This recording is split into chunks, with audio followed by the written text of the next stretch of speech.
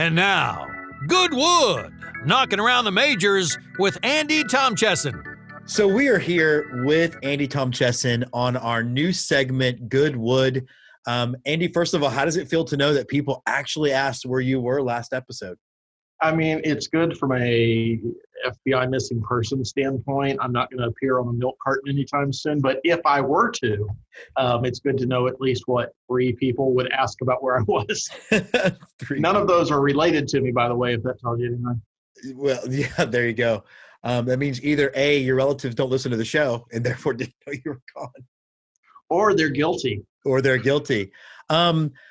So what can we expect out of this show? What do you think? I mean, or this segment in particular? You mean beyond puns about wood for at least the first few episodes?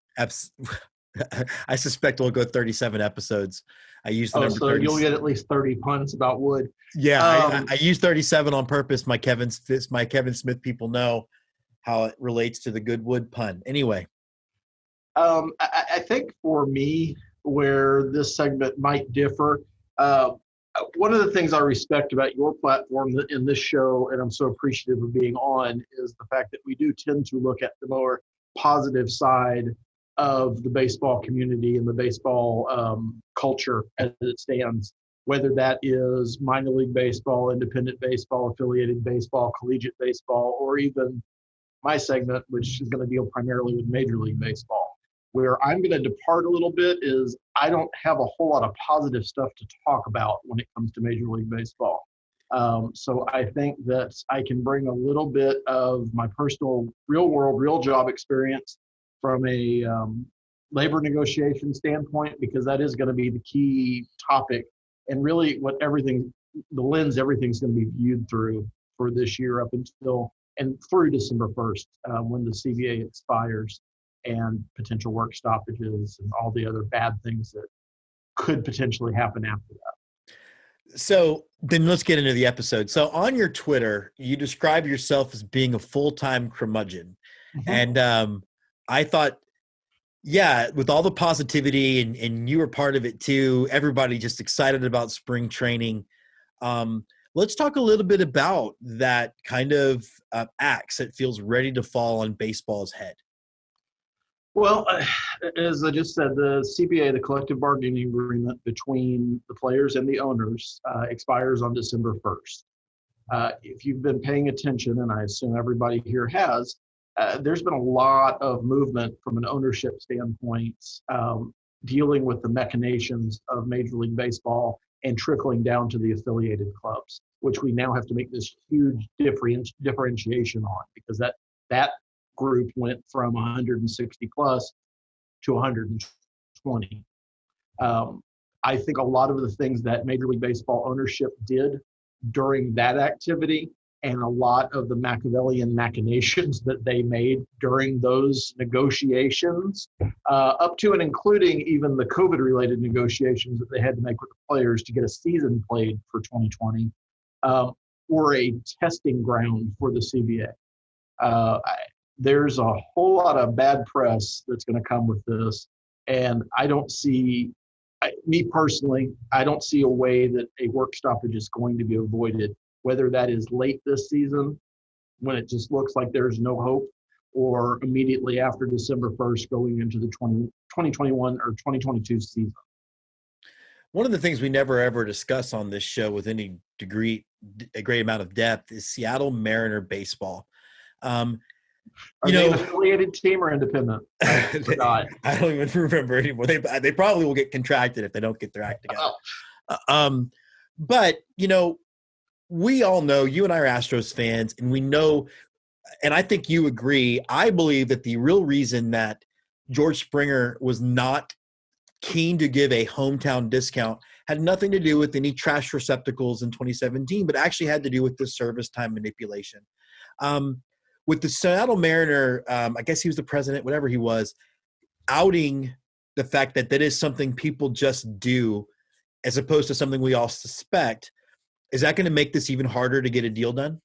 Oh, absolutely. And you're talking about Kevin Mather, who on February 5th made his last official action as president and CEO of the Seattle Mariners, because he resigned that next morning.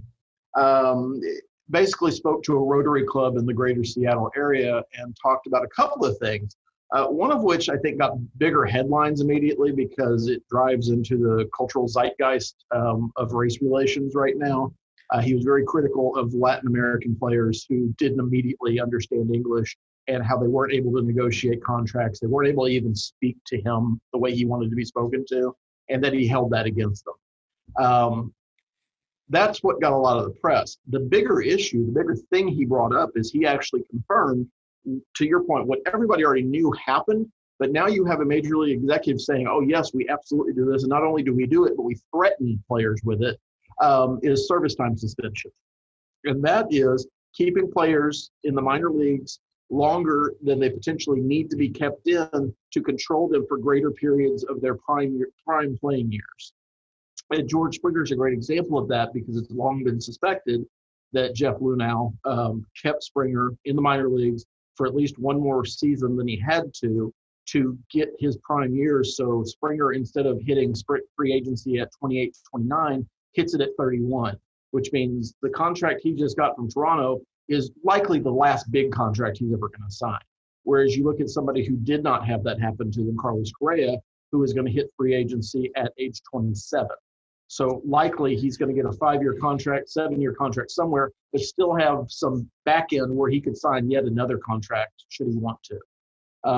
And that you're messing with players' livelihoods. And when you're talking about a giant industry that makes billions of dollars, although it, if you listen to the owners, it's less and less every year. It's just petty.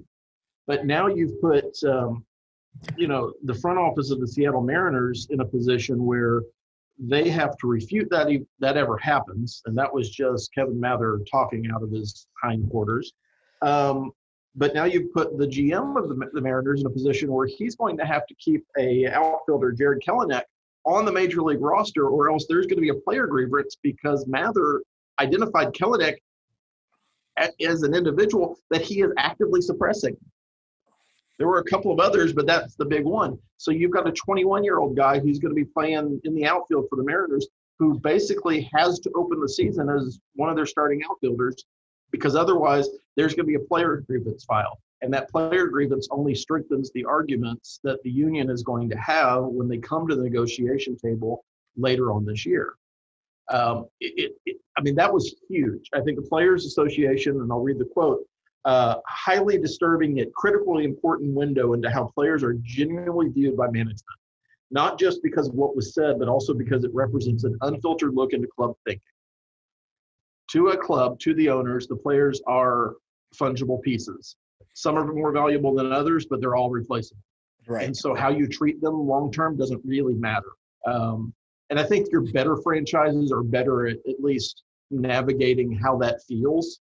But some franchises, obviously, like the Mariners, who honestly haven't been a respectable,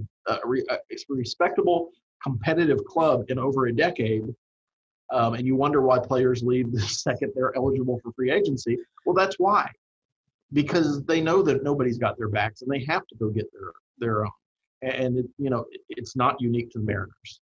Like I said, they're worse at PR, but the Astros are guilty of it. The Yankees are guilty of it. The Dodgers are guilty of it. Everybody, all the teams are guilty of it because they're all sitting there saying the same thing. And it's not just a bad look, but it is a bad beat for Major League Baseball as an organization to have to overcome in what is going to already be a contentious year.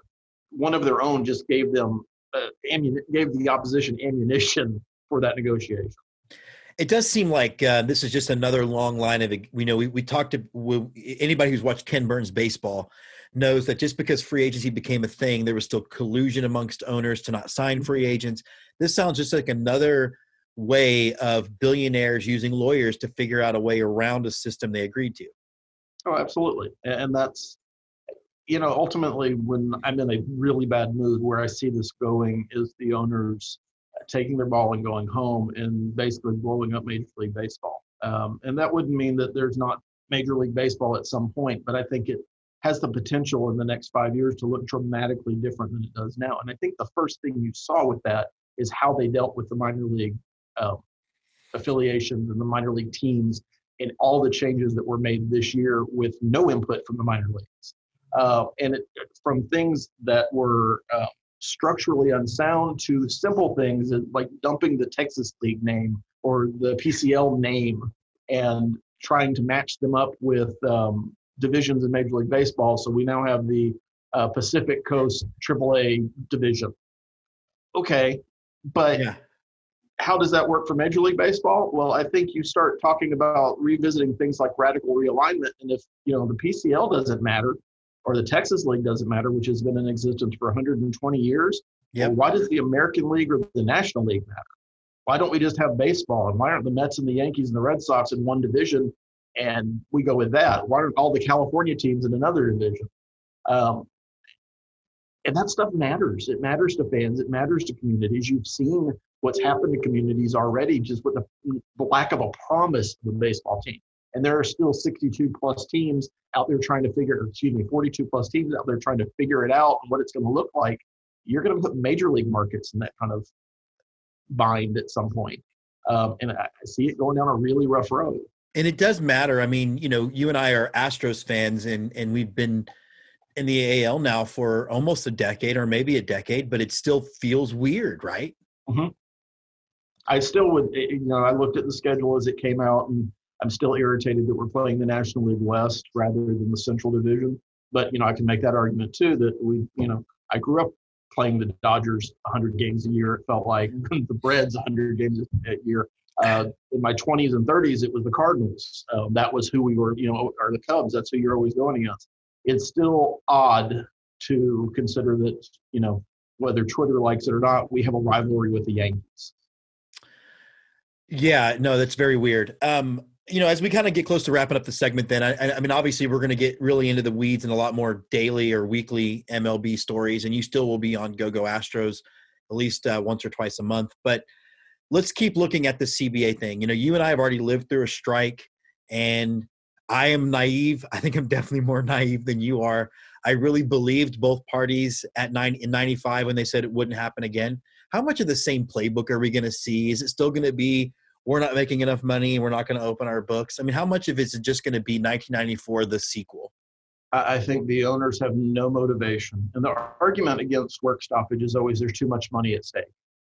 I think the owners are very dug in based on what we've seen over the past 12 to 24 months, that they're okay with losing money for a while if they get their way ultimately. Because they know ultimately TV is going to bail them out, right? So if they have to forego part of a season, well, they just did that last year. They can't afford to do it indefinitely, but I could certainly see a situation where we're not picking up baseball in 2022 until May, June, July, if that means the owners get their way. The players don't. It's always the problem. Players don't ever have a lot of leverage because ultimately it's millionaires against billionaires. Sure. And the TV contracts are on the billionaire side. So that, adds more fuel to the fire there. I think if the owners continue to misstep the way they have, public sentiment, which already is not in their favor, is going to be even worse. And ultimately you're talking about the potential death or certain, I don't even know the word I want to use, destruction, dissolvement, something, reduction of the impact that Major League Baseball has on our culture, which is good for the independent leagues. It's good for the minor leagues to some extent. But you referenced the Kid Burns documentary. Baseball is a huge part of the American culture. And if you take it away, if you diminish it, it comes back in another form, but it's not the same. But it's not the same.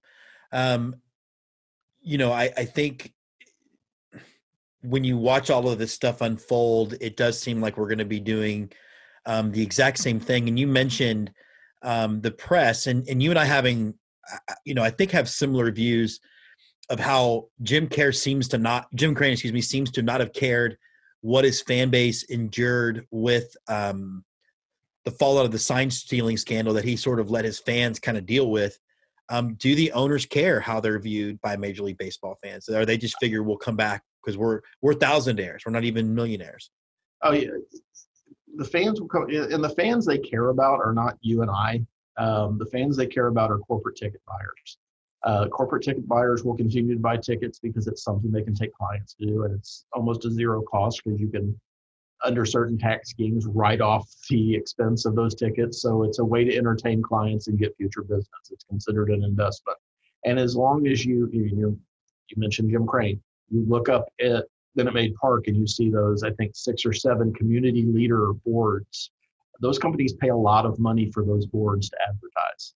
So as long as games are on TV and I can see and I'm just making one up because I don't even remember who's up there, the Halliburton logo, that means something to Halliburton enough that they're giving maybe $250,000 plus every certain period of time to have their name on that board. It's not just because they're super nice guys in the way they wage war with contractors in foreign countries. That's a whole other topic. It's because they're paying for the advertising. Where it becomes a problem for the owners is when that advertising dollar starts drying up. Tickets are great. Advertising and TV is where they make their money. Okay. Well, then let's wrap it up with this then. You still, for as much as you have a very, I think, realistically doomy or gloomy view of the future, you still hang out, you still hang on every pitch, you're still very much involved. So what has you at least excited about this 2021 season as we go forward? I want to get back to playing 162 games, playing a full season. Going to a ballpark would be cool because didn't get to do that it's been over a year since I've been in a major league ballpark. And that's always going to be something I enjoy and want to experience. And I'm always going to support my home team, at least the players on that team. I don't have to like the ownership. I mean, you grew up in Houston of a certain age, you're an Oilers fan. And I guess that applies to being a Texans fan now. You don't have to like the owners. Nobody likes the owners. Nobody liked Bud Adams for decades. Yeah. To your point, to your example, which drives your dad had access to those guys and he decided he was a Cowboys fan instead. I mean, so, you don't have to like the ownership, but at some level you do have to like the product they put on the field, which usually is the players. And so players will come and go and players will be who you get attached to. And I'm excited to see from just a pure baseball fan standpoint, some of the great stories that come out, the young guys that come up and get a shot and surprise everybody, the old guys who are trying to give it one last try, not to be too poetic. I'd love to see if Verlander's serious and can come back, August, September timeframe and pitch if the Astros have something to pitch for, because I don't think he's back next year.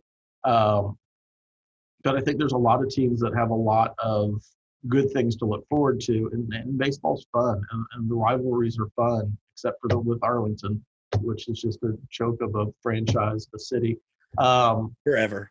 But other places are great. And I don't know, if you're a baseball fan, how could you not be excited what they're doing in San Diego? Even if you hate Trevor Bauer, how can you not be excited about the pitching staff that the Dodgers have put together? The Yankees are going to be strong. You've got up-and-coming teams in the Midwest. The White Sox are telling everybody they're going to win the division and win the World Series, even though they haven't beat the Twins in forever. The Twins are great. The Cubs and Cardinals are going to be competitive this year. So there's just a lot. The Marlins look like they could be, if they build on last year, could be a surprise team in the East. So there's just a lot of strong teams. The Blue Jays, yeah. And I like the idea that the balance seems to have shifted a little bit to be more even towards the National League in the last year or two. Whereas you looked at 2017, 2018, all of the power teams outside of the Dodgers were in the American League. So it feels like that's evened out, maybe even gone a little bit back to the National League side. Yeah, I think you're right. And I think that it's going to be fun to watch. And as always on this segment, we'll do our best to kind of, keep the on-field stuff separated from the business part of it. That's the way to stay sane. So, Andy, that was some good wood. Oh, and, one more thing about good wood, because it'll always lean a little bit to the left. I'm going to try to find some stories. I told you there'd be one in every segment. There's always going to be some lean towards the weird. We're always going to look for something weird, as John Miller used to say, weird, wild, and wacky. That we're going to look for some of those things as well. That'll be fun. I can't wait, And I do want to give a real quick just to understand, the color guy for the Astros, Sparky, Steve Sparks, when he's usually on play-by-play, his home runs are often Goodwood, and that was, I think it's inspired.